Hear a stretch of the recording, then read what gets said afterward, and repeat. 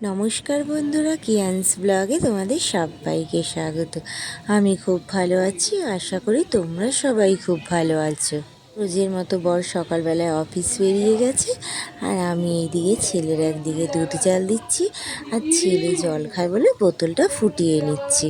ছেলে ঘুম থেকে উঠে পড়েছে, ওকে খাইয়ে নিই। এদিকে চান টান কমপ্লিট, আমিও চান করে ঠাকুর পুজো দিয়ে এবার আমিও রেডি হয়ে গেছি, ওকেও রেডি করে দিয়েছি। ওকে নিয়ে চলে যাব স্কুলে।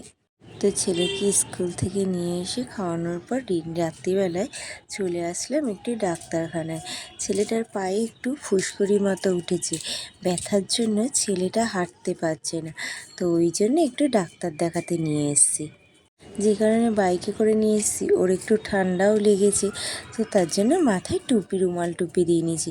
ডাক্তার দেখানো হয়ে গেছে, ডাক্তার ওষুধ দিয়ে দিয়েছে। ডাক্তার বলল ভয়ের সেরকম কিছুই নেই।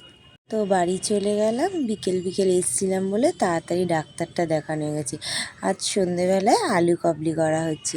এদিকে সব কিছু কাটাও হয়ে গেছে আর আলুও সেদ্ধ হয়ে গেছে। তো এইবার আলু কাবলিটা মিশিয়ে নিই। তো আলুতে মশলা দিয়ে দিয়েছি, তারপর শসা, পেঁয়াজ, গাজর, ধনেপাতা, এমনকি আলু সেদ্ধর সময় মটরশুঁটিগুলোও সেদ্ধ করে রেখেছি।